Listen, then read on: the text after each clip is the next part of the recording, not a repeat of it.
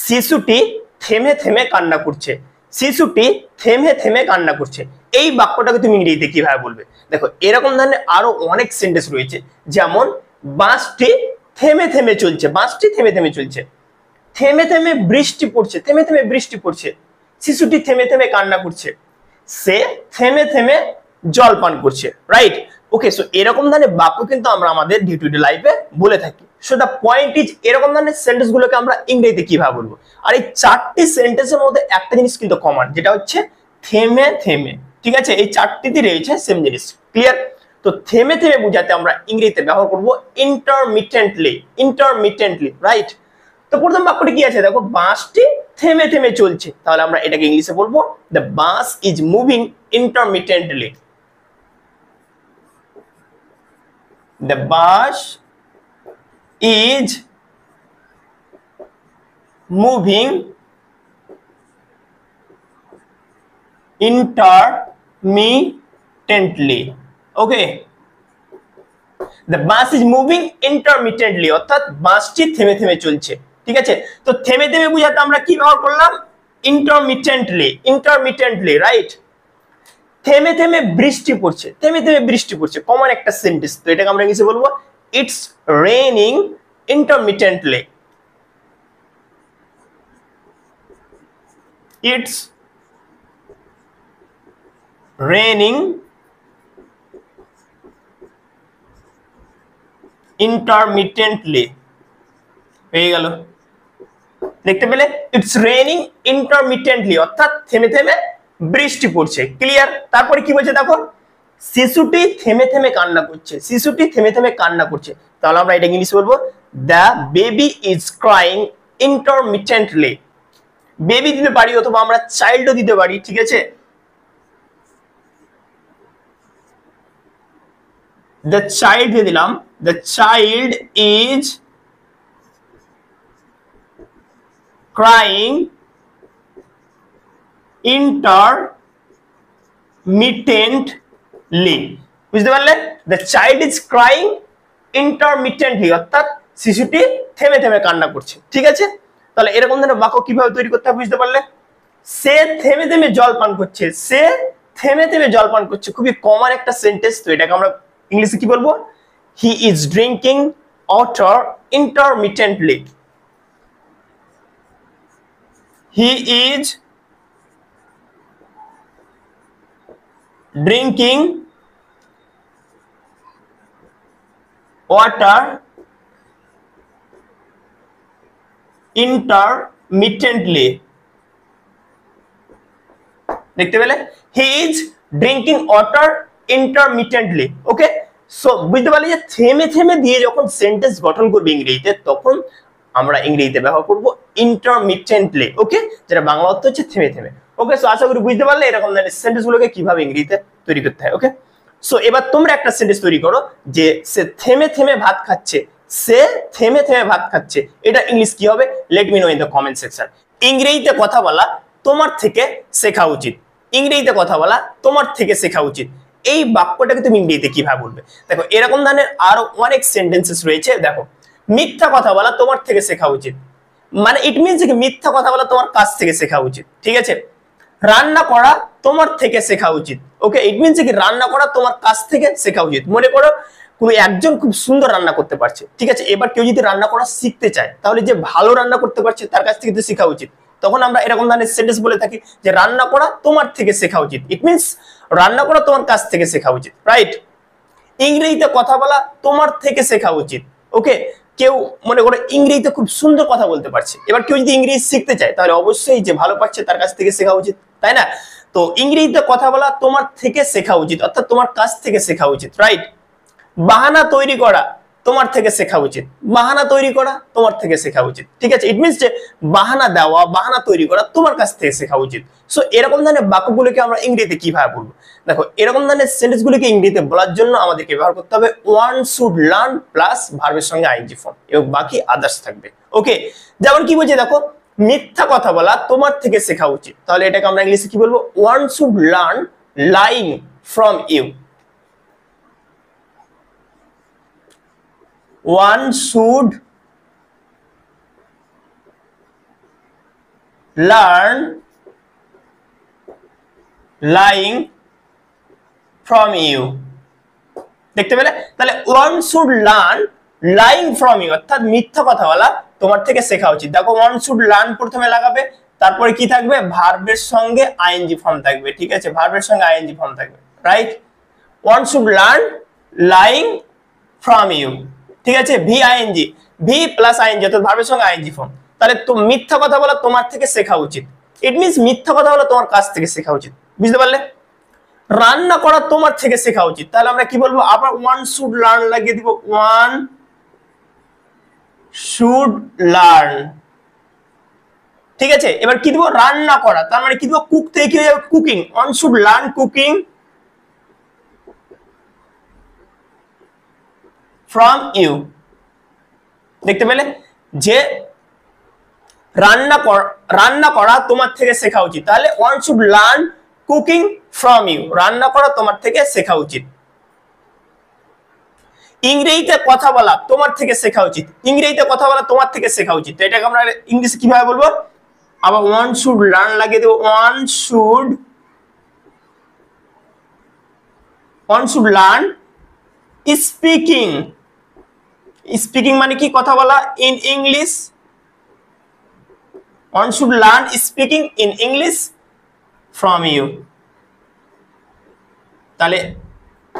তাহলে হয়ে গেল যে ইংরেজিতে কথা বলা তোমার থেকে শেখা উচিত, one should learn speaking in English from you. বাহানা তৈরি করা তোমার থেকে শেখা উচিত, বাহানা তৈরি করা তোমার থেকে শেখা উচিত, তাহলে আমরা কি বলবো, আবার এখানে আমরা দিয়ে দেবো one should learn making excuses, excuses মানে হচ্ছে বাহানা দেওয়া, ঠিক আছে, বা এক্সকিউজেস মানে বাহানা, অ্যাকচুয়ালি এক্সকিউজেস ফ্রম ইউ, বুঝতে পারলে, যে বাহানা তৈরি করা তোমার থেকে শেখা উচিত, তাহলে one should learn making excuses from you, বুঝতে পারলে, ইট মিনস যে বাহানা তৈরি করা তোমার থেকে শেখা উচিত। তো আশা করি বুঝতে পারলে যে এরকম ধরনের সেন্টেন্সগুলোকে ইংরেজিতে তৈরি করার জন্য আমাদেরকে ব্যবহার করতে হবে ওয়ান শুড লার্ন প্লাস ভার্বের সঙ্গে আইএনজি ফর্ম, তারপরে ফ্রম, তারপরে সাবজেক্ট চেঞ্জ হতে পারে। এখানে যেমন রয়েছে one should learn lying from you, মানে মিথ্যা কথা বলা তোমার থেকে শেখা উচিত। আমি যদি বলি যে স্যামের কাছ থেকে মিথ্যা কথা বলা শেখা উচিত, তাহলে আমরা কি বলবো, one should learn lying from Sam, ঠিক আছে, সাবজেক্ট গুলো চেঞ্জ করতে পারো, ওকে। আমি অজানা ব্যক্তির সঙ্গে কথা বলি না, আমি অজানা ব্যক্তির সঙ্গে কথা বলি না, এই বাক্যটাকে তুমি ইংরেজিতে কিভাবে বলবে? দেখো এরকম ধরনের আরো অনেক গুরুত্বপূর্ণ সেন্টেন্স রয়েছে, যেমন এই জায়গাটা আমার কাছে অচেনা, অচেনা বেসিক্যালি মিন্স অজানা, ওকে। সো এই জায়গাটা আমার কাছে অচেনা, ওকে। খবরটা তার কাছে পুরোপুরি অজানা ছিল, খবরটা তার কাছে পুরোপুরি অজানা ছিল, রাইট। আমি অজানা অথবা অচেনা ব্যক্তির সঙ্গে কথা বলি না, ঠিক আছে। এক অজানা ব্যক্তি আমাকে সাহায্য করেছিল, ওকে। সো দেখো এরকম ধরনের সেন্টেন্স গুলিকে তোমরা ইংরেজিতে কিভাবে বলবে, ওকে। আর দেখো এই চারটি সেন্টেন্সের মধ্যে একটা জিনিস কমন, যেটা হচ্ছে অচেনা, অজানা, অজানা, অজানা, ওকে। অচেনা এবং অজানা দুটোই সেম থিং, ওকে। সো এরকম ধরনের সেন্টেন্স গুলোকে বলার জন্য আমাদেরকে ইংরেজিতে ব্যবহার করতে হবে আননোন। আননোন বেসিক্যালি মিন্স অচেনা বা অজানা, ঠিক আছে। প্রথম বাক্যটা কি বলছে দেখো, এই জায়গাটা আমার কাছে অচেনা, অচেনা মানে এই জায়গাটা আমার কাছে অজানা, ঠিক আছে। তো এই বাক্যটাকে আমরা ইংরেজিতে বলবো this place is unknown to me. দেখতে পেলে, হয়ে গেল। দেখো আননোন বেসিক্যালি মিন্স কি হয়ে গেল, অচেনা। This place is unknown to me, অর্থাৎ এই জায়গাটি অথবা এই জায়গাটা আমার কাছে অচেনা বা অজানা, ক্লিয়ার। তারপরে কি আছে দেখো, খবরটা তার কাছে পুরোপুরি অজানা ছিল, খবরটা তার কাছে পুরোপুরি অজানা ছিল, তাহলে আমরা কি বলবো,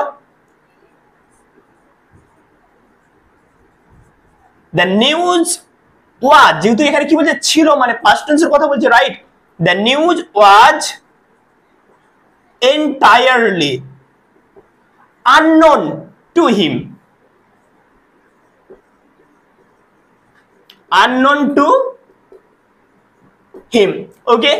দ্য নিউজ ওয়াজ এন্টায়ারলি মানে পুরোপুরি, right? The news was entirely unknown to him, অর্থাৎ খবরটা তার কাছে পুরোপুরি অজানা ছিল। আমি এই সেন্টেন্সটাকে ব্রেক ডাউন করছি, right?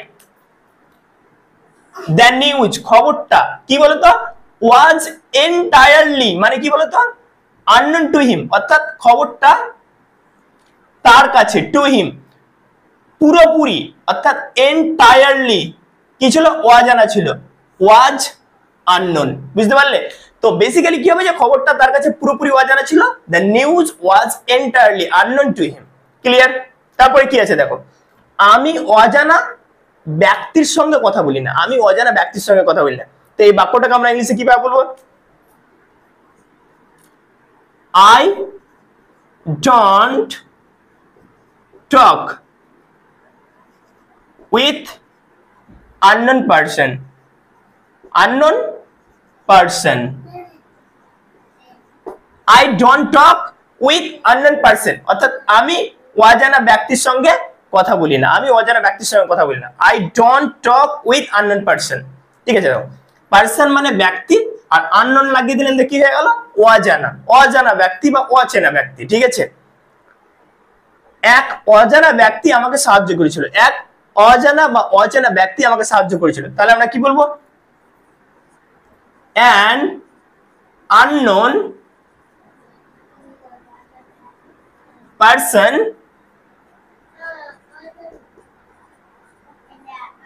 helped me, an unknown person helped me, অর্থাৎ এক অজানা ব্যক্তি আমাকে সাহায্য করেছিল, এক অজানা ব্যক্তি আমাকে সাহায্য করেছিল।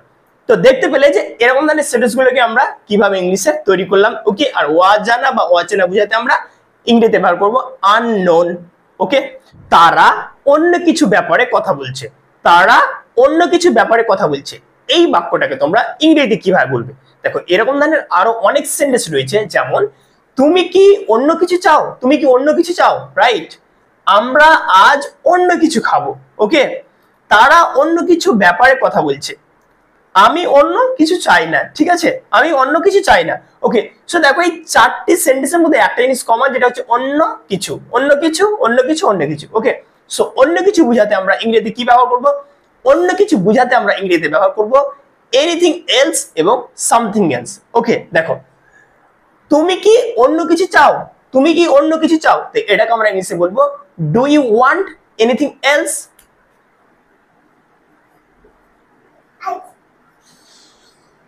Do you want anything else? দেখতে পেলে, do you want anything else? দেখো anything else মানে কি হয়ে গেল, অন্য কিছু। ঠিক আছে, তো তুমি কি অন্য কিছু চাও, তাহলে do you want anything else মানে তুমি কি অন্য কিছু চাও। তারপরে বাক্যটা কি আছে দেখো, আমরা আজ অন্য কিছু খাবো, আমরা আজ অন্য কিছু খাবো। ওকে, দেখো এটা হচ্ছে একটা ইন্টারোগেটিভ সেন্টেন্স, তার জন্য আমরা এখানে কি ব্যবহার করলাম, এনিথিং এলস। কিন্তু যদি কোনো পজিটিভ সেন্টেন্সের ক্ষেত্রে যদি আমরা অন্য কিছু মানে বাংলাটাকে ব্যবহার করি, তাহলে তার ইংলিশ কিন্তু হবে সামথিং এলস। ঠিক আছে, যেমন আমরা আজ অন্য কিছু খাবো, তাহলে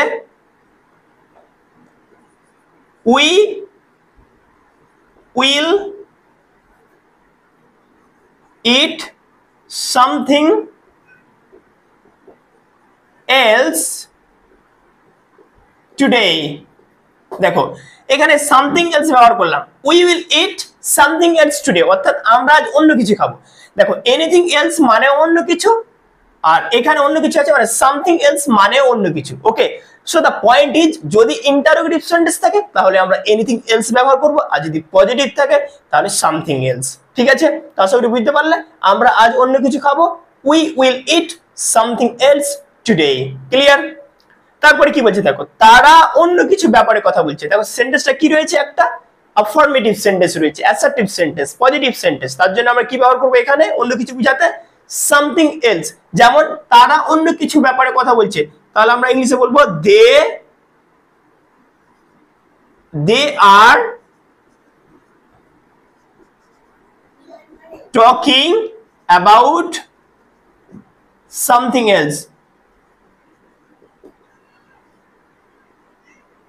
দেখতে পেলে, they are talking about something else, তাহলে এখানে কি ব্যবহার করলাম, সামথিং এলস। কেন বলতো, কারণ এটা পজিটিভ সেন্টেন্স, অ্যাফার্মেটিভ সেন্টেন্স, তার জন্য তারা অন্য কিছু ব্যাপারে কথা বলছে, they are talking about something else. এবার দেখো এটা কিন্তু, এবার তারপরের সেন্টেন্সটা হচ্ছে আমি অন্য কিছু চাই না, আমি অন্য কিছু চাই না। দেখো এটা কি রয়েছে, নেগেটিভ। সো ইন্টারোগেটিভ এবং নেগেটিভের ক্ষেত্রে আমরা কিন্তু এনিথিং এলসই ব্যবহার করব, ঠিক আছে। শুধু পজিটিভ সেন্টেন্সের ক্ষেত্রে আমরা কি ব্যবহার করব, সামথিং এলস। ক্লিয়ার? তাহলে আমি অন্য কিছু চাই না, তাহলে এটাকে আমরা সিম্পলি বলে দেবো I don't want anything else. Anything else, I don't want anything else, অর্থাৎ আমি অন্য কিছু চাই না। I don't want anything else, আমি অন্য কিছু চাই না। তাহলে বুঝতে পারলে যে অন্য কিছু যদি সেন্টেন্স ইন্টারোগেটিভ থাকে তাহলে এনিথিং এলস ব্যবহার করব, নেগেটিভ থাকলেও এনিথিং এলস ব্যবহার করব। আর সেন্টেন্স যদি পজিটিভ থাকে মানে অ্যাফার্মেটিভ থাকে, অ্যাসার্টিভ হয়, তাহলে আমরা শুধু সামথিং এলস ব্যবহার করব। সো আই হোপ তোমরা বুঝতে পারলে যে এরকম ধরনের সেন্টেন্সগুলোকে কিভাবে ইংরেজিতে তৈরি করতে হয়। ওকে, আমি অনিচ্ছায় তাকে 100 টাকা ধার দিয়েছিলাম। আমি অনিচ্ছায় তাকে 100 টাকা ধার দিয়েছিলাম, এই বাক্যটাকে তুমি ইংরেজিতে কিভাবে বলবে? ওকে, অনিচ্ছায় মানে কি, আমার তাকে ধার দেওয়ার ইচ্ছে ছিল না, তবুও তাকে ধার দিয়েছিলাম। দ্যাটস ওয়াই বাক্যটা এরকম যে আমি অনিচ্ছায় তাকে 100 টাকা ধার দিয়েছিলাম। ওকে, সো এরকম ধরনের আরো অনেক সেন্টেন্স রয়েছে। দেখো, তারা অনিচ্ছায় ফুটবল খেলেছিল, তারা অনিচ্ছায় ফুটবল খেলেছিল, অর্থাৎ তাদের ফুটবল খেলার ইচ্ছা ছিল না তবুও ফুটবল খেলেছিল। এরকম কিন্তু হয়ে থাকে অনেক টাইমে, অনেক ধরনের অ্যাকশন যেটা আমরা করতে চাই না, ইচ্ছা থাকে না করার, কিন্তু তবুও আমরা করে থাকি। ওকে, আমি অনিচ্ছায় চা পান করেছিলাম, আমি অনিচ্ছায় চা পান করেছিলাম, ঠিক আছে, অর্থাৎ আমার চা পান করার ইচ্ছা ছিল না তবুও আমি চা পান করেছি। সে অনিচ্ছায় বিদ্যালয়ে গিয়েছিল, সে অনিচ্ছায় বিদ্যালয়ে গিয়েছিল, রাইট। আমি অনিচ্ছায় তাকে 100 টাকা ধার দিয়েছিলাম।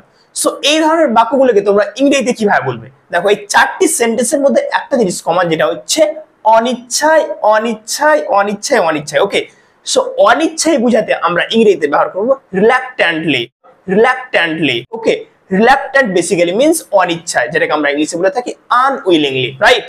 ওকে, সো প্রথম বাক্যটা কি আছে দেখো, তারা অনিচ্ছায় ফুটবল খেলেছিল, তারা অনিচ্ছায় ফুটবল খেলেছিল, তো এটাকে আমরা ইংলিশে বলবো দে প্লেড ফুটবল রিল্যাক্ট্যান্টলি। দে, যেহেতু এটা কি আছে, পাস্টে আছে, তার জন্য খেলেছিল, তার জন্য প্লেড করে দিলাম। They played football reluctantly. দেখতে পেলে, এই যে দেখে নাও, এটা কি রয়েছে, রিল্যাক্ট্যান্টলি। রিল্যাক্ট্যান্টলি বেসিক্যালি মিন্স অনিচ্ছায়। দে প্লেড ফুটবল রিল্যাক্ট্যান্টলি, অর্থাৎ তারা অনিচ্ছায় ফুটবল খেলেছিল, ঠিক আছে। ইট মিন্স তাদের ফুটবল খেলার ইচ্ছে ছিল না তবুও খেলেছিল। তাহলে রিল্যাক্ট্যান্টলিটা আমরা শেষে লাগিয়ে দিলাম। আমি অনিচ্ছায় চা পান করেছিলাম, আমি অনিচ্ছায় চা পান করেছিলাম। ওকে, সো এটাকে আমরা ইংলিশে কিভাবে বলবো, আই ড্রাঙ্ক, যেহেতু এটা পাস্ট টেন্সে আছে তার জন্য কি দেবো, drank. I drank tea, tea মানে চা, I drank tea reluctantly, reluctantly। দেখো, I drank tea reluctantly, অর্থাৎ আমি অনিচ্ছায় চা পান করেছিলাম, আমি অনিচ্ছায় চা পান করেছিলাম। একদম সহজ সেন্টেন্স, রাইট। তারপরে কি আছে দেখো, সে অনিচ্ছায় বিদ্যালয়ে গিয়েছিল, সে অনিচ্ছায় বিদ্যালয়ে গিয়েছিল, অর্থাৎ তার বিদ্যালয়ে যাওয়ার মানে স্কুল যাওয়ার ইচ্ছে ছিল না তবুও সে স্কুল গিয়েছিল। ওকে, তো সে, তাহলে এখানে সাবজেক্ট সে আছে, তাহলে আমরা কি লাগিয়ে দেবো, হি। গিয়েছিল তাহলে ওয়েন্ট দিয়ে দিলাম, he went to school reluctantly, he went to school reluctantly, অর্থাৎ সে অনিচ্ছায় বিদ্যালয়ে গিয়েছিল, সে অনিচ্ছায় বিদ্যালয়ে গিয়েছিল। বুঝতে পারলে? তারপরে কি আছে দেখো, আমি অনিচ্ছায় তাকে 100 টাকা ধার দিয়েছিলাম, আমি অনিচ্ছায় তাকে 100 টাকা ধার দিয়েছিলাম। ওকে, সো এই বাক্যটাকে আমরা ইংলিশে বলবো I lent him 100 rupees reluctantly। I lent, দেখো lend মানে ধার দেওয়া, এটা lend, lend আছে কিনা, lend এর past form lent। I lent him 100 rupees reluctantly।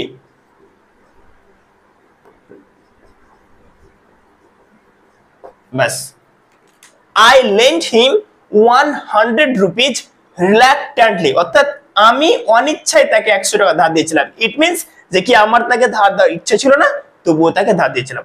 তুমি আমাকে কেন জিজ্ঞাসা করলে, তুমি আমাকে কেন জিজ্ঞাসা করলে, এই বাক্যটাকে তুমি ইংরেজিতে কিভাবে বলবে? ওকে, এরকম ধরনের আরো গুরুত্বপূর্ণ সেন্টেন্স রয়েছে, দেখে নাও। তোমার কাছে কি কোনো কলম আছে, তোমার কাছে কি কোনো কলম আছে? সে চালাক হওয়ার চেষ্টা করছে, সে চালাক হওয়ার চেষ্টা করছে। ওকে, এটা কিনে কোনো লাভ নেই, এটা কিনে কোনো লাভ নেই। ওকে, সো এরকম ধরনের সেন্টেন্স গুলোকে তোমরা ইংরেজিতে কিভাবে বলবে চলো জেনে নি। ওকে, সো প্রথম বাক্যটা কি বলছে দেখো, তুমি আমাকে কেন জিজ্ঞাসা করলে, তুমি আমাকে কেন জিজ্ঞাসা করলে। ওকে, সো এই বাক্যটাকে আমরা ইংলিশে বলবো why did you ask me, why did you ask me,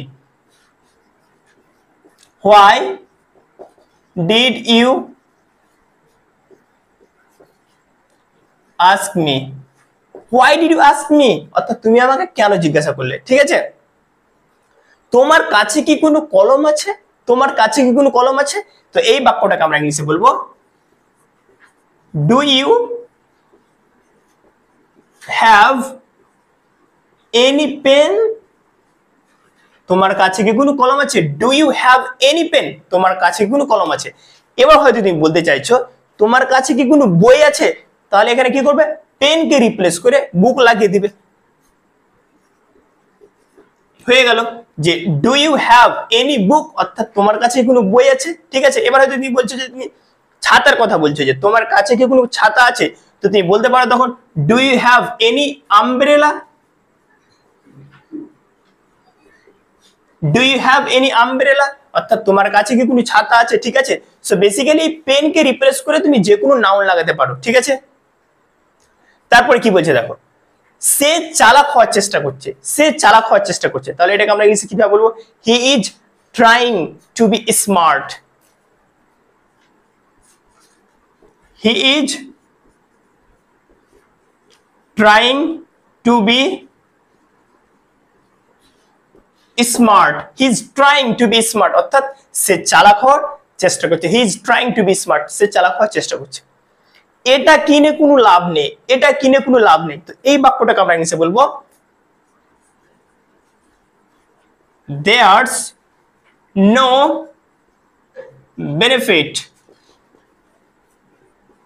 to buy it, there's no benefit to buy it অর্থাৎ এটা কিনে কোনো লাভ নেই। ওকে, তার একটুও বুদ্ধি নেই, তার একটুও বুদ্ধি নেই, এই বাক্যটাকে তুমি ইংরেজিতে কিভাবে বলবে। ওকে, সো এরকম ধরনের আরো বেশ কিছু গুরুত্বপূর্ণ সেন্টেন্স রয়েছে, যেমন আমার কথা বলার সময় নেই, আমার কথা বলার সময় নেই, এই বাক্যটাকে তুমি ইংরেজিতে কিভাবে বলবে, তার একটু বুদ্ধি নেই, সবকিছুতে সময় লাগে, সবকিছুতে সময় লাগে, তুমি এত ভাবছো কেন, তুমি এত ভাবছো কেন, রাইট। সো এরকম ধরনের বাক্যগুলিকে কিভাবে ইংরেজিতে বলবে চলো জেনে নি। আমার কথা বলার সময় নেই, আমার কথা বলার সময় নেই, তো এটাকে আমরা ইংলিশে বলবো I don't have time to talk, I don't have time to talk, I don't have time to টক অর্থাৎ আমার কথা বলার সময় নেই। ঠিক আছে, তারপরে কি আছে দেখো, তার একটুও বুদ্ধি নেই, তার একটু বুদ্ধি নেই, খুবই কমন একটা সেন্টেন্স, এরকম ধরনের বাক্য কিন্তু আমরা আমাদের ডে টু ডে লাইফে বলে থাকি। ওকে, সো এই বাক্যটাকে তোমরা ইংরেজিতে বলবে he does not have a bit of sense. দেখো এখানে সেন্স মানে বুদ্ধি, ঠিক আছে, তো আ বিট অফ সেন্স মানে, আ বিট অফ সেন্স মানে কি বলছে, একটু বুদ্ধি, যেহেতু এটা নেগেটিভ তার জন্য একটুও বুদ্ধি নেই, he does not have a bit of sense অর্থাৎ তার একটুও বুদ্ধি নেই। বুঝতে পারলে তাহলে বাক্যটা কিভাবে বলবে, he does not have a bit of sense অর্থাৎ তার একটু বুদ্ধি নেই। ওকে, সবকিছুতে সময় লাগে, সবকিছুতে সময় লাগে, তো এই বাক্যটাকে আমরা ইংলিশে বলবো এভরিথিং টেকস টাইম,